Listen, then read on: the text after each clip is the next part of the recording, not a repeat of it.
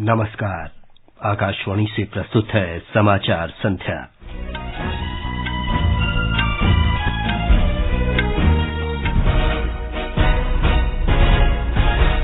मेघालय और नागालैंड में विधानसभा चुनाव प्रचार का कल अंतिम दिन। प्रचार अभियान चरम पर।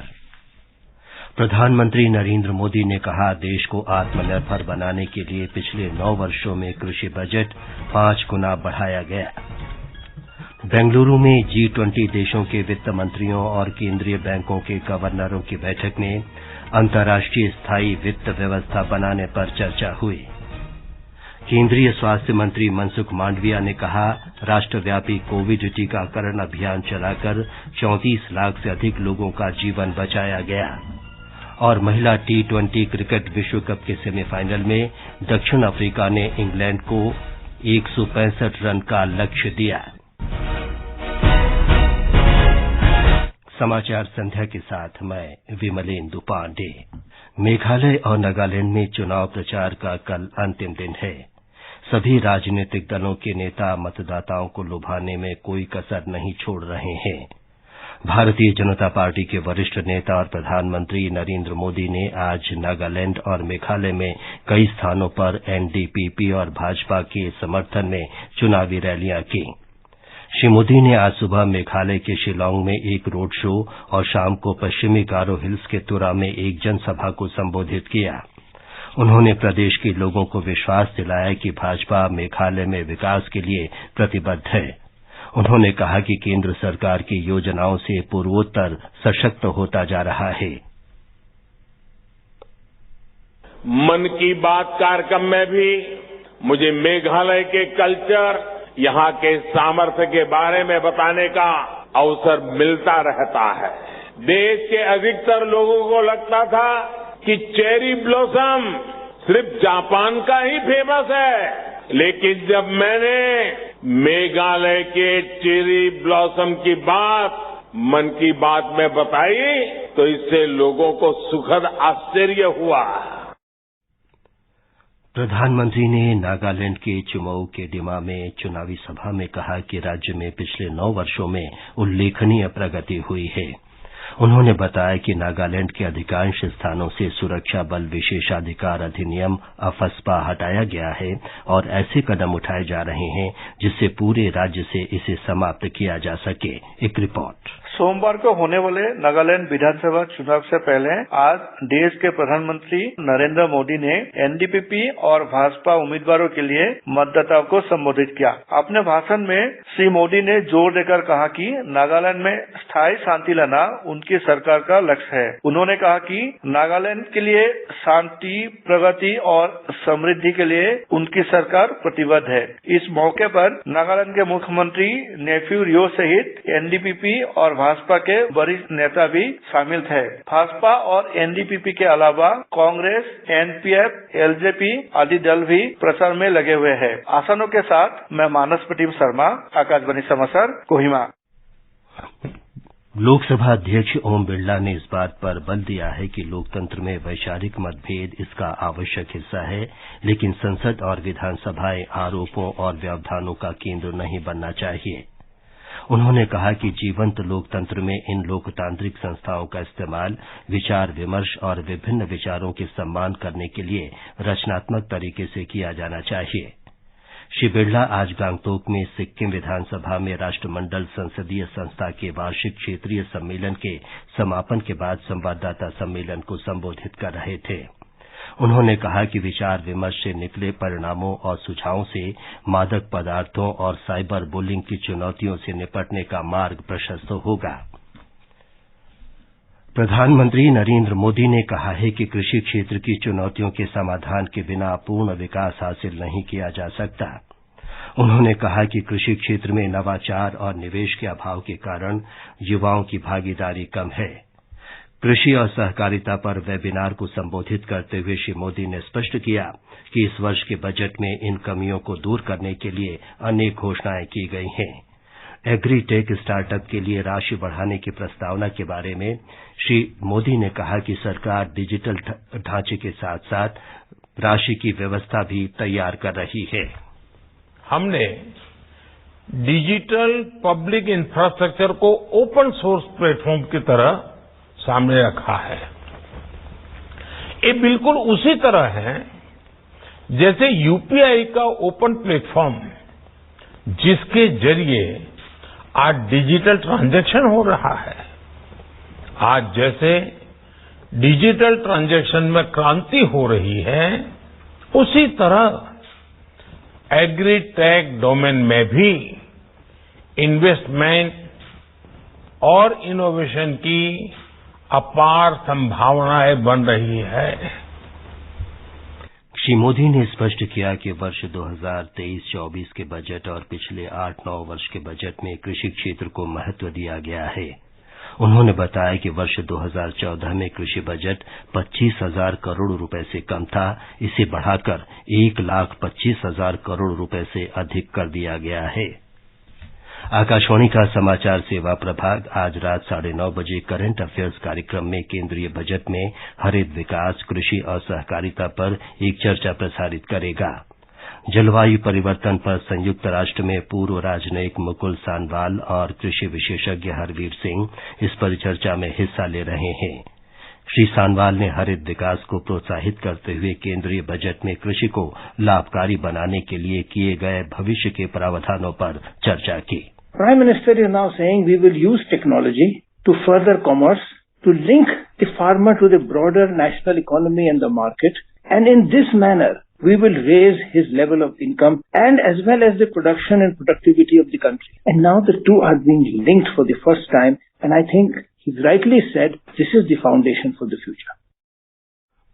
श्री हरवीर सिंह ने कृषि क्षेत्र के लिए बजट में की गई महत्वपूर्ण घोषणाओं के बारे में बताया। ये कार्यक्रम एफएम गोल्ड चैनल 100.1 मेगाहर्ट्ज और हमारी वेबसाइट newsonair.gov.in तथा हमारे YouTube channel news on AIR official पर सुना जा सकता है। प्रधानमंत्री नरेंद्र मोदी कल कौशल और शिक्षा क्षेत्र पर वेबिनार को संबोधित करेंगे। शिक्षा मंत्रालय ने बताया है कि ये वेबिनार अमृतकाल में कौशल और शिक्षा के माध्यम से युवाओं की क्षमता का इस्तेमाल करने में मदद करेगा।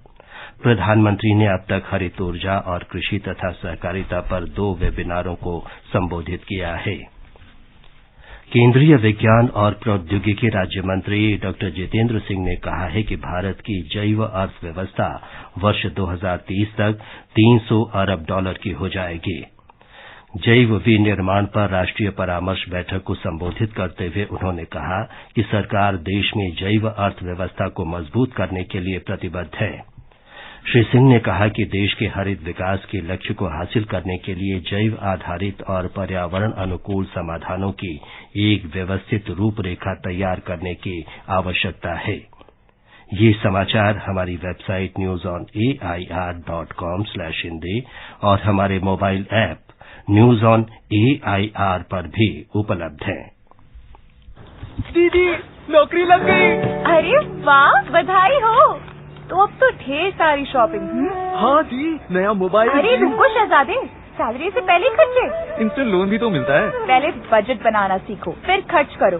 पर दीप, देखो, कमाई का एक हिस्सा हमेशा बचाना चाहिए, लेकिन पार्टी देने से नहीं बचोगे तुम। हाँ जी, पार्टी मेरी, बजट तुम्हारा। अच्छा। आरबीआई कहता है सही वित्तीय बर्ताव करे आपका बचाव। समाचार संध्या में आपका फिर स्वागत है।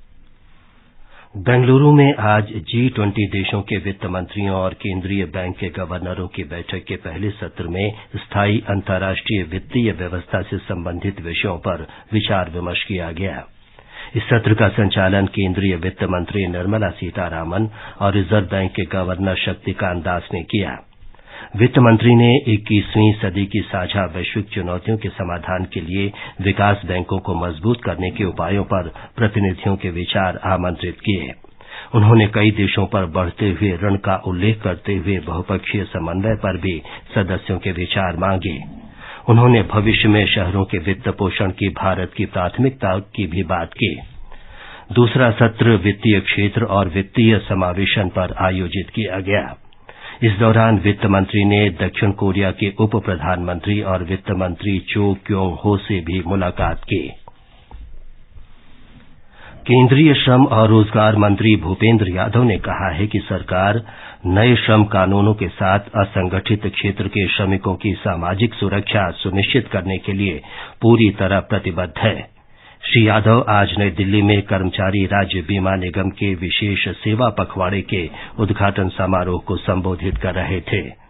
उन्होंने कहा कि कर्मचारी राज्य बीमा अस्पतालों में बिस्तरों की संख्या बढ़कर 20,000 से अधिक हो गई है। माननीय प्रधानमंत्री जी ने ESIC 2.0 की शुरुआत करी, उसका परिणाम भी देखने को आ रहा है कि 2014 तक ESIC के टोटल बेड्स की संख्या 18,933 थी, हॉस्पिटल्स की संख्या भी 151 थी। प्रधानमंत्री जी के द्वारा जब ESIC 2.0 को शुरू किया गया तो 8 वर्षों में बेड की संख्या भी 2,000 बढ़ाकर 20,211 की गई और हॉस्पिटल्स की संख्या बढ़ाकर भी 160 की गई।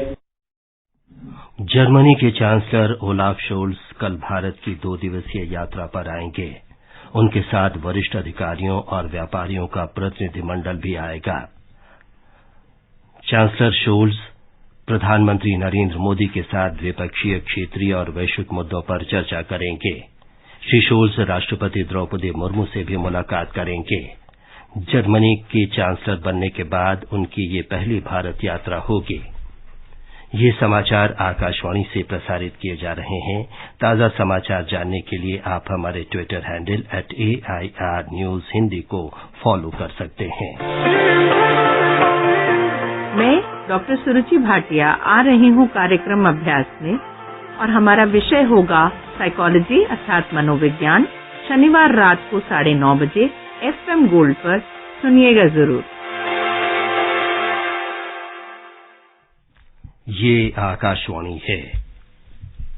केंद्रीय स्वास्थ्य मंत्री मनसुख मांडविया ने कहा है कि भारत ने कोविड के प्रभावी प्रबंधन के लिए पूर्ण सरकार और संपूर्ण समाज के दृष्टिकोण को अपनाया। अर्थव्यवस्था के उपचार, भारत के टीकाकरण और संबंधित उपायों के आर्थिक प्रभाव के अनुमान पर रिपोर्ट जारी करते हुए श्री मांडविया ने ये बात कही। स्टैंडफोर्ड इंडिया ने ये रिपोर्ट तैयार की है। रिपोर्ट में बताया गया है कि भारत में बड़े पैमाने पर राष्ट्रव्यापी टीकाकरण अभियान चलाकर 34 लाख से अधिक लोगों का जीवन बचाया गया। गृह मंत्री अमित शाह ने आज मध्य प्रदेश के सतना जिले में शबरी माता जयंती के उपलक्ष्य में कोल महाकुंभ को संबोधित किया।